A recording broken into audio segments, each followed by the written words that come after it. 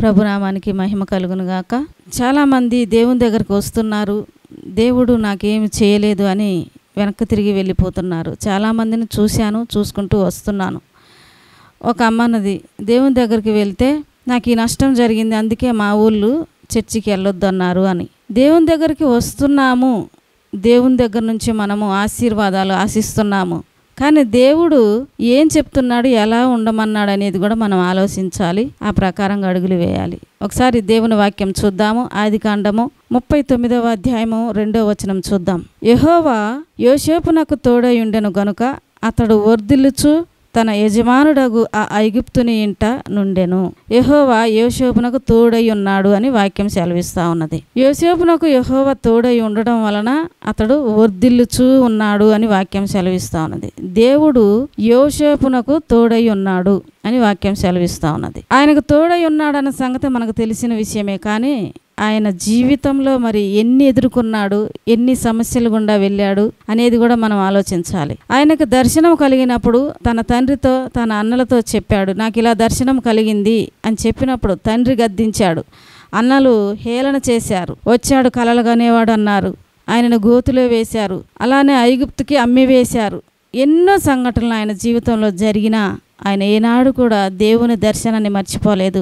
దేవుణ్ణి ముందు పెట్టుకున్నాడు, దేవుడికి భయపడ్డాడు, దేవుణ్ణే చూస్తూ ఎంతమంది ఎన్నన్నా ఏం చేసినా ఆయన తిరిగి వారిని శిక్షించలేదు, నిందించలేదు, వారిపైన నింద మోపలేదు, వారి గురించి ఏనాడు కూడా సనుక్కోలేదు. దేవుణ్ణే ముందు పెట్టుకున్నాడు, దేవుడు చూస్తున్నాడు అనే తలంపులతోనే ఆయన ముందుకు అడుగులు వేశాడు. యెహోవా తోడై ఉన్నందున యోసేపు వర్ధిల్లుచున్నాడు అని వాక్యం సెలవిస్తూ ఉన్నది. దేవుణ్ణి గణపరుస్తూ ఉన్నాడు యోసేపు, దేవుడు చూస్తున్నాడని భయపడుతున్నాడు యోసేపు. యోసేపుని చెరసాల్లో వేసినప్పటికీ దేవుడిని ఒక్క మాట అనలేదు, దేవుణ్ణి నిందించలేదు, నాకెందుకు ఇలా జరిగింది అనలేదు, నన్ను దేవుడు చూడట్లేదు అనలేదు, దేవుడు నాకు ఈ శిక్ష వేశాడు అనలేదు, దేవుడి పైన నింద వేయలేదు.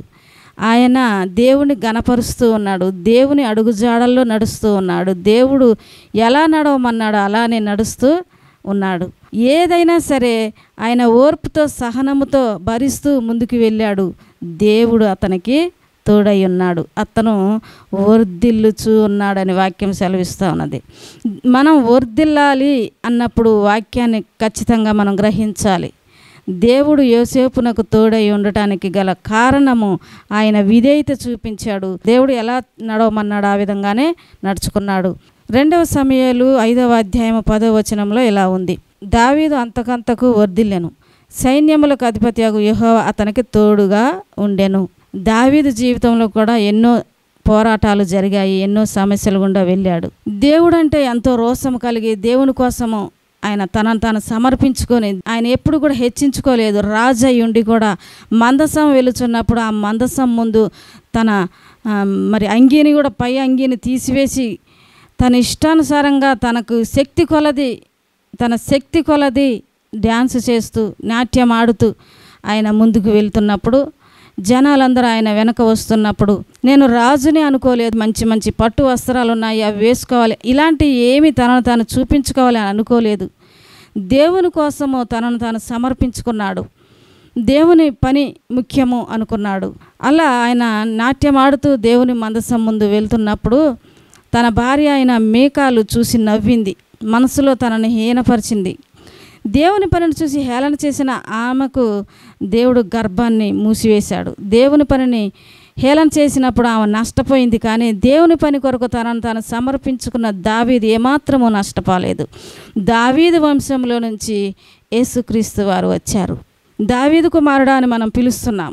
దావీదు వంశంలో నుంచి యేసుక్రీస్తు వారు వచ్చారు. దావీదుని దేవుడు ఎన్నుకున్నాడు. దావీదు చేసినటువంటి ఆ భక్తిని దేవుడు చూశాడు. ఎవరైతే దేవుని కొరకు నిలవబడతారు, ఎవరైతే దేవుని పనిలో ఉంటారో, ఎవరైతే దేవుడిని ముందు పెట్టుకుంటారో, ఎవరైతే వాక్యానుసారంగా నడుస్తారో వారికి దేవుడు తోడై ఉంటాడు. దేవుడు అని గ్రహించినప్పుడు ఆయన ఏదైనా చేయగలడు, ఆయన గొప్ప దేవుడు, సజీవుడు, సంపూర్ణుడు, మన కోసం తిరిగి లేచాడు అని ఎవరైతే నమ్మి మరి సంపూర్ణంగా భక్తి చేస్తారో భయముతో వారితోడు దేవుడు ఉంటాడు. దేవుడు వారికి తోడై ఉంటాడు. దావీదు అలానే తనను తాను సమర్పించుకున్నాడు, దేవుడు తోడుగా ఉన్నాడు. యోసేపు తనను తాను సమర్పించుకున్నాడు, దేవుడు తోడుగా ఉన్నాడు. వాళ్ళిద్దరు కూడా వర్ధిల్లుచున్నారని వాక్యం సెలవిస్తూ ఉన్నది. దేవుడి దగ్గరికి రాగానే ఏదో అయిపోతుంది అని భ్రమలో బ్రతికి దేవుడు ఉండమన్న రీతిగా ఉండకుండా ఆశీర్వాదాల వైపే చూస్తూ ఆశీర్వాదాలను మాత్రమే కోరుకుంటూ ఆశీర్వాదాలే కావాలి అని ఆశించి భంగపడే కంటే దేవుడు ఎలా ఉండమన్నాడో అలా ఉన్నప్పుడు దేవుడు మనకు తోడుగా ఉంటాడు. దేవుడు మనతో ఉండాలి అంటే దేవుని అడుగుజాడల్లో మనం నడవాలి. వాక్యం ఏమని సెలవిస్తుందంటే యోహాను సువార్త 15వ అధ్యాయము 5వ వచనంలో ఇలా ఉంది. ద్రాక్షావల్లిని నేను, తీగలు మీరు. ఎవడు నా యందు నిలిచియుండునో నేను ఎవని యందు నిలిచియుందునో వాడు బహుగా ఫలించును. నాకు వేరుగా ఉండి మీరేమీ చేయలేరు అని వాక్యం సెలవిస్తూ ఉన్నది. ముందు మనము దేవుని యందు నమ్మకంగా ఉండాలి. ముందు మనం దేవునికి సమర్పించుకోవాలి. ముందు మనము దేవుని అడుగుజాడల్లో నడిచినప్పుడు దేవుడు మనకు తోడుగా ఉంటాడు. ఎవడు నా యందు నిలిచియుండునో అని వాక్యం సెలవిస్తూ ఉంది. ఎవరైతే ఆయన యందు నిలిచి ఉంటారో వారితో దేవుడు ఉంటాడు. ముందు మనం నిలిచి ఉండాలి దేవుళ్ళో. ముందు మనము దేవునికి సమర్పించుకోవాలి.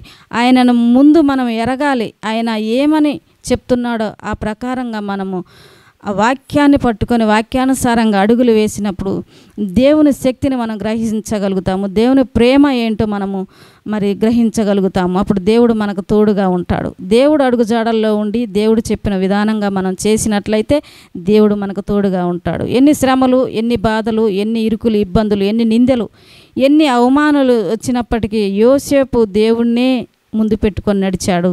దేవుడు అతనికి తోడుగా ఉన్నాడు. దావీదు జీవితంలో ఎన్నో శ్రమలు, ఎన్నో ఇరుకులు, ఇబ్బందులు వచ్చినప్పటికీ దావీదు కూడా దేవుణ్ణే ముందు పెట్టాడు, దేవుణ్ణే గణపరిచాడు. దేవుడు అతనికి తోడై ఉన్నాడు. వీరు వర్ధిల్లుచూ వచ్చారు. మన జీవితంలో వర్ధిల్లాలి అంటే మనము దేవుడు చెప్పిన విధంగా ఆయన అడుగుజాడల్లో నడుచుకుందాం. మన జీవితాలు కూడా ఫలభరితంగా ఉండాలని ఆశిద్దాం. దేవుని యందు మనం నిలిచి ఉందాం. దేవుడు మనకు తోడై ఉంటాడు. దేవుడి మాటలు దీవించునుగాక. ఆమేన్.